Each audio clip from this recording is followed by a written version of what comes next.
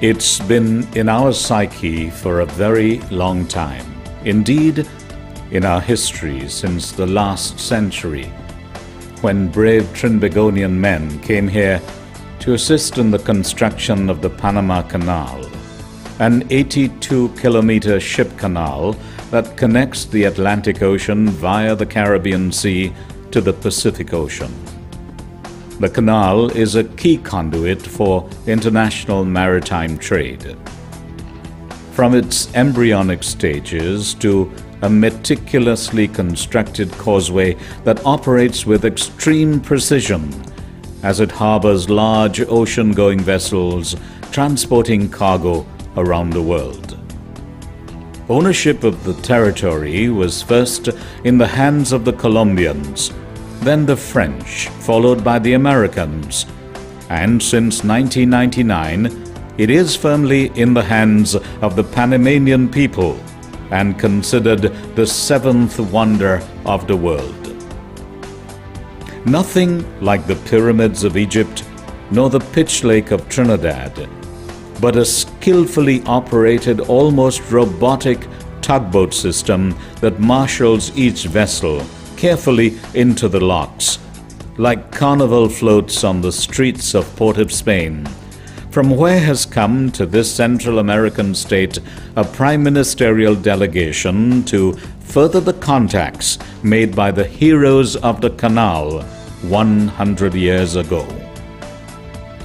It was not about the shovel and pickaxe to dig trenches, as did our ancestors, but an official invitation from President Ricardo Martinelli to the Prime Minister, who bore witness to the might of the pen, heralding a new chapter in the 18-year-old diplomatic relations between Panama and Trinidad and Tobago, through a swiftly negotiated partial scope trade agreement that has its genesis in discussions between Trade Minister Stephen Cadiz and his Panamanian counterpart.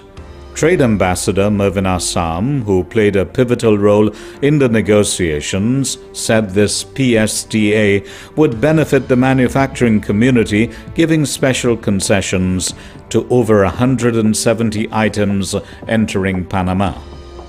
Annex A is the list of goods that Trinidad and Tobago can export to Panama duty-free or with reduced tariffs or with tariffs that will be eliminated over a period not exceeding 10 years.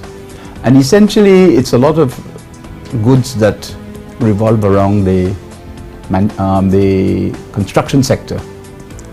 Things like cement, bricks, both cement bricks and clay tiles, ceramic tiles, roofing, tiling, lubricants, greases, alcoholic beverages, bitumen, and a number of other items in terms of clothing and aerated beverages and some agricultural products and so on. About 175 items, and Panama has about a little less than 500 items that they can export to us on a similar basis.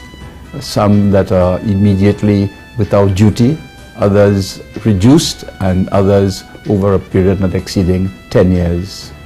The agreement will provide additional opportunities for Trinidad and Tobago and Panamanian manufacturers and suppliers. We have immediately within our neighborhood a very, very large market, and this initialing of this agreement today is the start of that whole process. So we are very, very pleased, and I think our suppliers of goods and services in Trinidad are going to be extremely pleased that this has happened. Foreign Affairs and Communications Minister Dr. Suraj Rambachan says Panama is the initial journey into a huge people's market within the hemisphere. There is a 600 million persons market in the Central and South America region, which will be very important for manufacturers. And as the Cadiz has been saying over and over, That's a vast difference to just talk about a 6 million market in the CARICOM. This was complemented by the signing of a Memorandum of Understanding on Energy Matters, with great prospects for fuel bunkering and significant LNG sales. Specifically, we'll be looking at cooperating with the Panamanians with regard to the export of propane and butane from Trinidad and Tobago to Panama. I'd like to add to that the Panamanian economy is one of the fastest growing economies in the world. The Panamanian economy, as is evident from the skyline behind us, is growing at a rate of 8% per annum. And what that means is that there is a huge appetite in Panama for the energy products of Trinidad and Tobago. So we've held discussions coming out of the signing of that MOU with Minister Juan Uriola for the export from Trinidad and Tobago of propane and butane. Panama is also interested in purchasing from Trinidad and Tobago from Petrotrin, and the chairman of Petrotrin and the chairman of National Petroleum were part of this delegation to Panama. We've held discussions with the Minister of Energy in Panama, who is interested in purchasing gasoline, diesel, aviation fuel, and what they call bunker C fuel for power generation in Panama.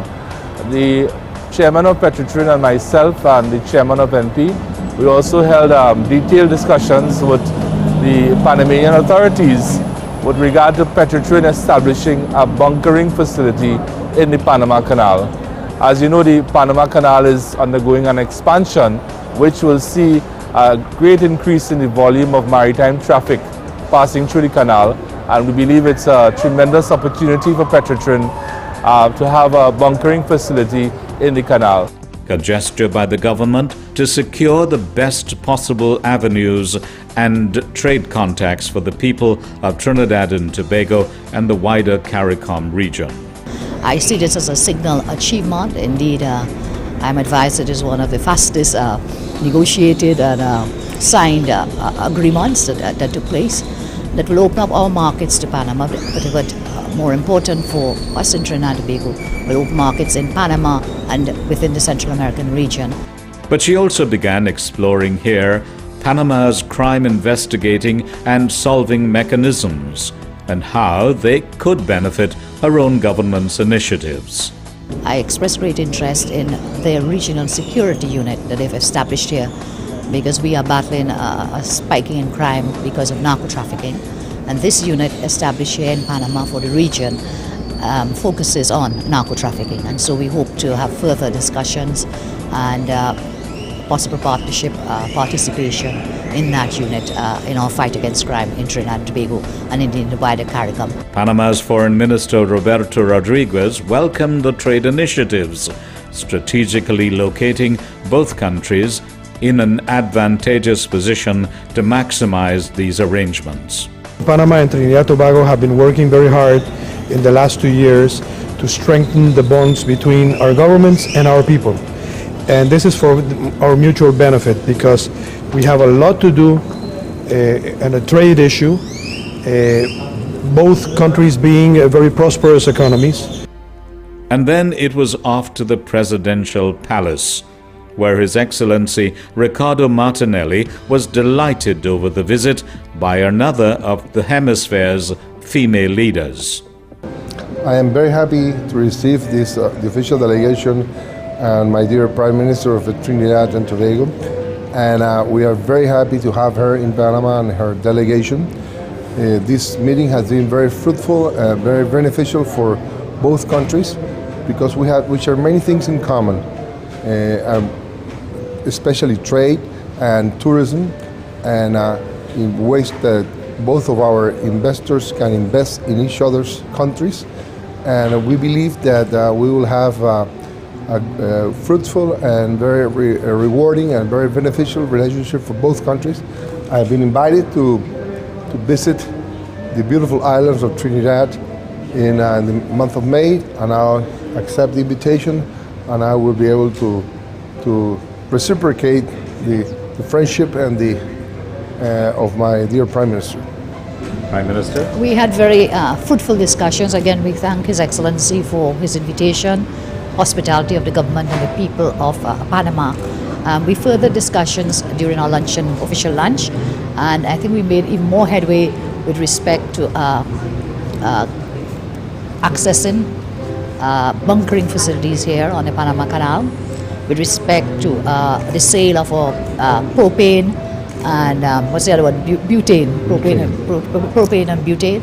And we are in discussions with respect to asphalt. As you know, we are world famous for pitch lake, and Panama uses a lot of it, but we are in discussions to see if we can work arrangements where it is more beneficial for Panama as well as for Trinidad and Tobago. Indeed, increases in the amounts exported, and for Panama, they may expect to see price decreases because of the quantities they want to purchase. I think His Excellency is embarking on a road construction, a highway reconstruction, a very aggressive road paving projects, and therefore we can assist in that regard. So both countries will benefit and both peoples will stand to benefit from these initiatives. Any further discussions with His Excellency on the crime initiative? Oh, most certainly. We have shared with him our willingness to participate in the regional security unit here in Panama.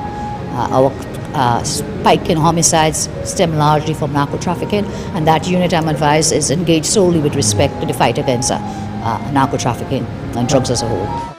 Leaving the presidency, the Prime Minister then headed to the Chamber of Commerce, where she interacted with its members, extending an invitation to the Caribbean Business Forum. 13th to 14th May, we will be hosting our second annual Caribbean Investment Forum. What this brings is businessmen and public officers from across the Caribbean, Central America, Latin America. This year we hope to have it bigger and grander with more private sector partnership. So your President has agreed to lead a delegation from the public sector, and I've asked him to also have accompanying those of you who are willing to participate out of the private sector. All of this celebrated one evening, showcasing beyond football the talents of the Panamanian people, from the magical sounds of the concertina to the movements of the merengue.